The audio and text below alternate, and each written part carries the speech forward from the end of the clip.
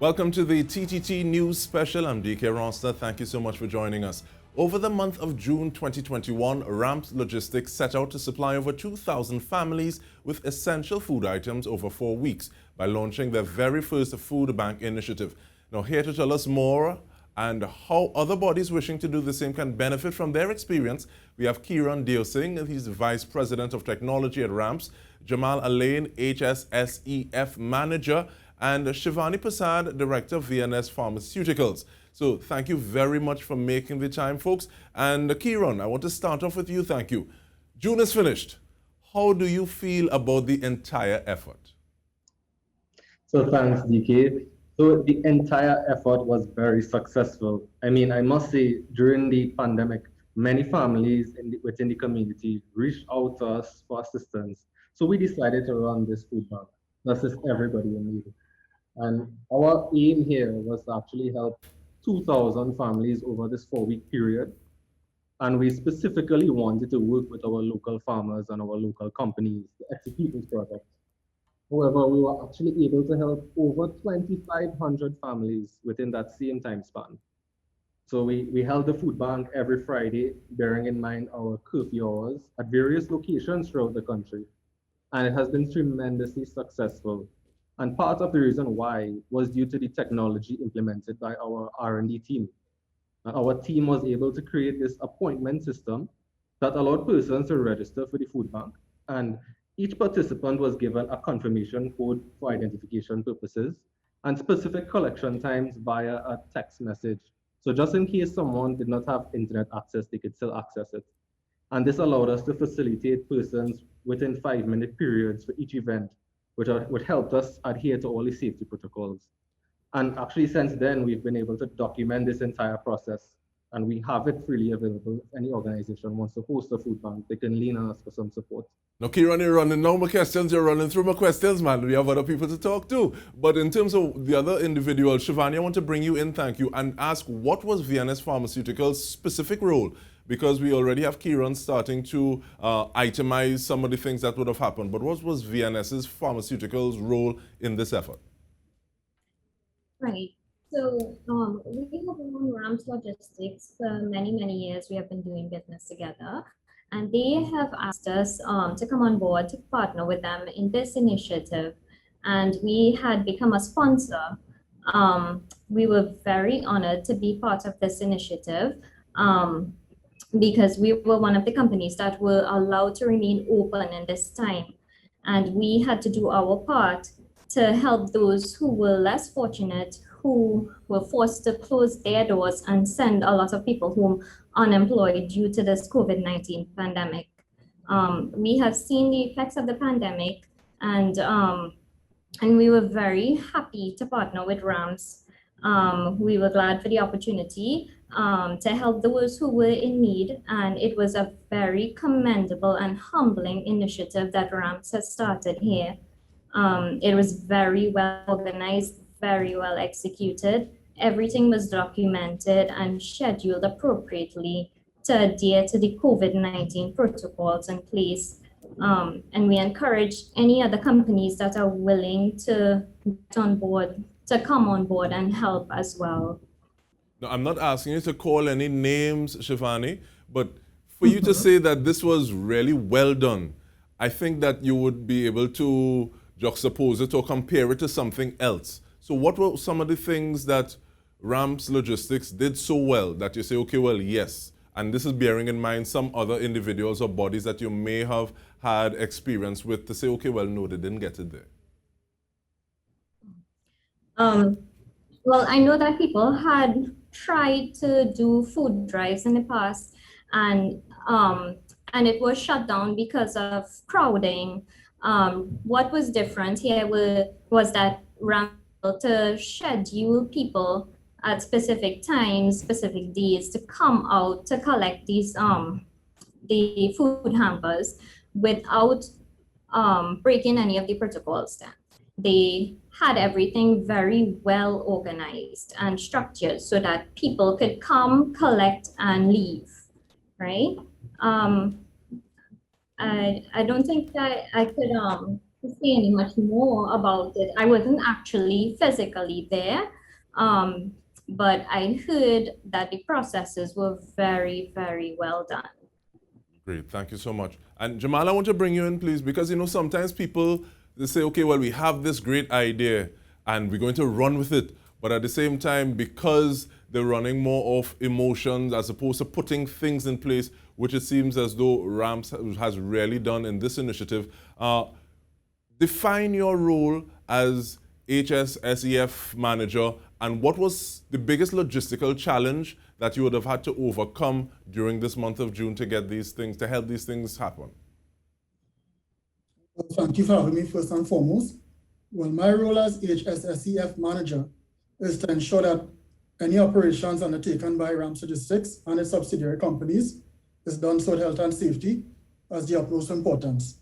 The major challenge for this food bank, especially from the onset of planning, our CEO would have mandated that this needs to be done safely.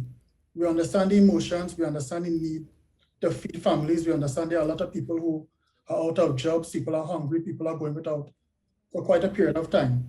But at the end of the day, we can't have this food bank done and it's not done safely. Bearing in mind, we are in the middle of a SOE, we are in the middle of pandemic, and there's a lot of protocols that need to be taken into consideration to get this done in the right way, to protect one, our company, our volunteers, and as well as the recipients coming to receive these packages. Because it would have been, we couldn't call it a success if we were to have this food bank and then it ended up being a super spreader event. So safety was of the utmost priority. COVID-19 protocols was at the forefront of every stage in the planning process for this food initiative. How long would it have taken, or even before I ask that question, in terms of putting the initiative together, the project together, what was the communication process like? Did you get a full yes from individuals, members of RAMPS Logistics, who would have volunteered to be part of this project? Or was it that you needed to show, okay, well, it's going to be safe because we have this in place, we have that in place? What was that like, Jamal? Of course, people were skeptical. The thing at RAMPS Logistics at present, because of all the technology Kiran and his team have put in place, 90% of our staff is currently working from home.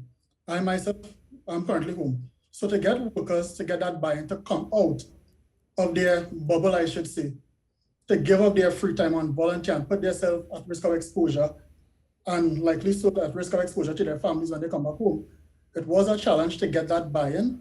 But because our employees did have the confidence in the HSC department, on the whole, over the last year and some months dealing with the pandemic, understanding that we always put their safety at the forefront, it was not as challenging, but after the first food bank, we saw more and more volunteers coming in. So from the second food bank and then the third food bank, because people realized the protocols were in place, measures were in place, and they felt more comfortable coming out after the first and second food banks were initially rolled out. Beautiful. At this point in time, we take a short break. We are speaking with Jamal Alleyne, Shivani Persad, and Kiran Deosingh about RAMPS Logistics' successful food drive done over the month of June. Stay with us.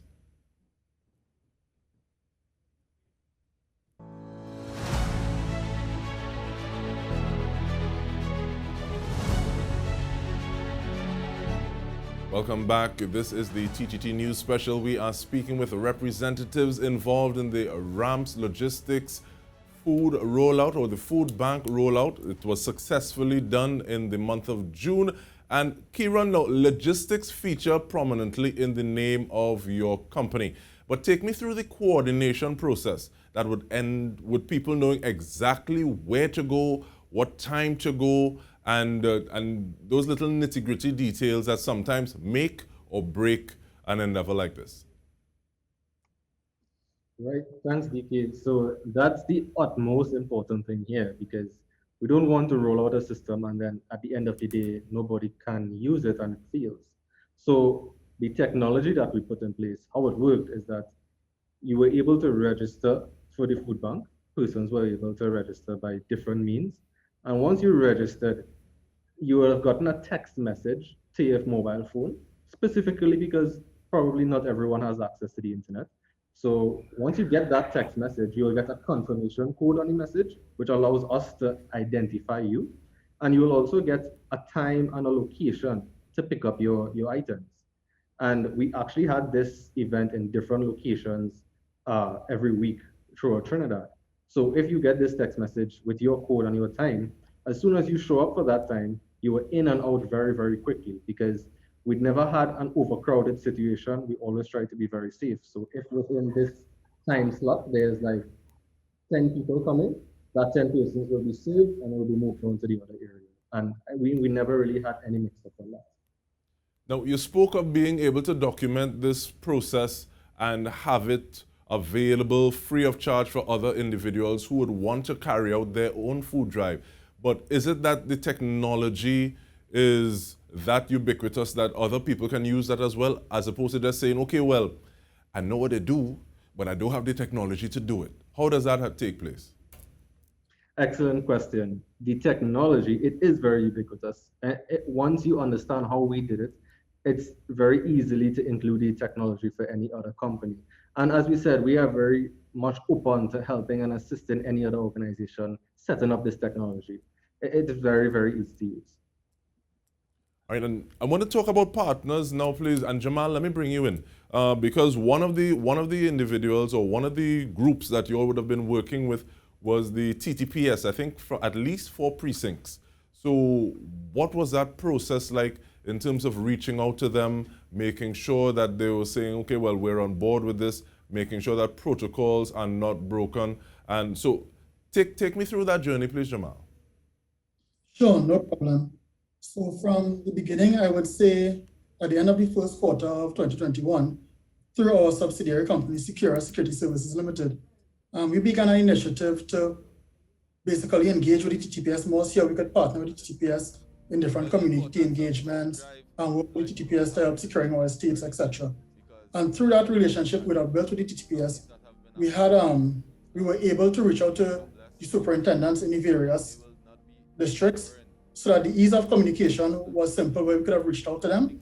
We already had that relationship. And once we outlined clearly what our plan was in terms of managing crowds, in terms of managing personnel in and out, showing them the technology we would use in order to schedule persons, the level of safety we would have internally and externally in terms of the provision of PPE, thermal screening, etc. The TTPS was glad to have us and support us in that initiative. So it was a very smooth process in getting the Central Division TTPS involved with the Cunupia Police Station, involved with the SRPs out of the Central Division as well as the Marbella Police Station, who would have assisted us in the South distribution in Marbella location. And it's something that is interesting to me, because after the fact, many times they say hindsight is 2020, so you can go and say, well, this made a lot of sense, or we should have done this. But I don't think that the TTPS really wants to be shutting down any initiative, endeavor where people are getting food, I think as basic as food.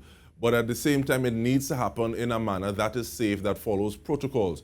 So I wonder if they can be some of the people who are extolling your virtues and telling other people, hey, these are some people that you might want to reach out to because they have a method that works, so you can get that information from them. Definitely, because they did give us some great feedback, and again, the support from them was tremendous. And I think it's important, especially in these times, to reach out to the TTPS and get their clearance, get their ideas. Because, for example, when we had to set up the South location, and I would have met with the inspector out of the Marbella station, he would have advised, this location isn't too ideal based on the amount of foot traffic. You should do it at Fence Car Park, which is closer to our police station, where we could give you the support in the event we have the crowds. So it's all about having that discussions up front. And the TTPS were very welcoming because we would have had the relationships in the Central Division, because that's our home, that's our base, and that's where RAMPS operates in. But getting to Marbella, and I would have met with the inspector a couple of days before, explaining to him the situation that we wanted to do on the Saturday. And he was very welcoming. I'm pretty sure that would be the same type of customer service, the same type of interaction, any company or anybody wanting to do an initiative like this would get from the TTPS if they were to reach out. And now because they would not want to shut down a food bank. Now you talk about the police station in Marbella, and I think about Mona's Roti across the road. But Kiran, it would not be just the TTPS that you all would have engaged, you all would have partnered with. Who are some of those other individuals that would have had such a situation where instead of hitting your target or achieving a target of 2,000, you were able to surpass that. Who are some of those players involved? So, other than the TTPS who helped us, there were a lot of volunteers. There were so many volunteers, not within RAMPS alone, but outside of RAMPS that we just had to reach out to within the community, and the community was more than willing to help us out with all the assistance possible because they knew we had these safety protocols in place. All right, and I saw somewhere that even like with regard to the farmers that you all engaged, some of the farmers, yes, they would have sold produce, but they would have also heavily discounted some of the things that they would have, some of the items that they would have given to you, which would have helped to spread the love a little more. So is that true that you were able to get some of those discounts from the farmers, Kiran?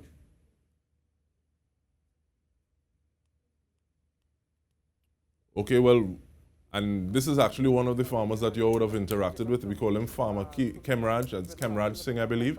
But, so in terms of bringing partners and players and other people in, Shivani, apologies, we haven't spoken for a little bit. How long was the communication process? Was it like 2 weeks? Was it 1 day? How long did that communication take place for V&S Pharmaceuticals to say, yes, this is something we want to be a part of? Well, because of our relationship with RAMPS, we didn't hesitate at all. As soon as they called us, we jumped on board. All right, nicely. And in terms of communications, I think I should also bring in Jamal, because there's an email address that we've also been showing, and the RAMPS has said that, okay, well, you all have the information and you all are willing to share it, but just making sure that we know the link between that email and the information that you all would have had in terms of like documented processes and standard operating procedures. How do people get that if they want to access that information, Jamal? Yeah, access to that will just be to send an email outlining your request for wanting to engage in a food bank initiative, and it can be sent to marketing@rampslogistics.com.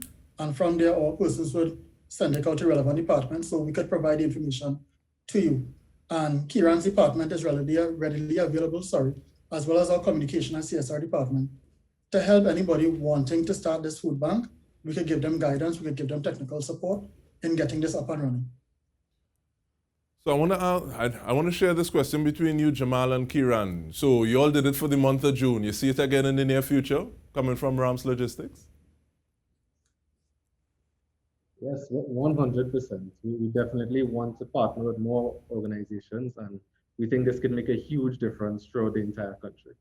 But why do it though? And I say that because sometimes people are trying to, and Jamal, you spoke to it, people are trying to stay secure in their little bubbles, working from home, doing what they can.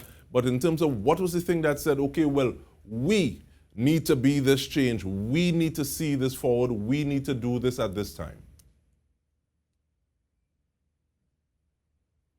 So, there are so many families we see affected throughout this country because of the pandemic. And when you see persons reaching out to you every day and you see the situation and you would like to make this change, and we always say that the change has to start with us. So we think if we do make this change, it could have a trickle-down effect to other organizations, and hopefully we can make a huge change throughout the entire country. And hopefully that trickle turns into a cascade and we're all along for the ride. Thank you very much, Kiran, Jamal, and Shivani, as well as all the partners involved with RAMPS Logistics for this food drive that would have taken place during the month of June 2021. We want to thank you for tuning into the TTT News Special on behalf of the entire news team here. Have a good one.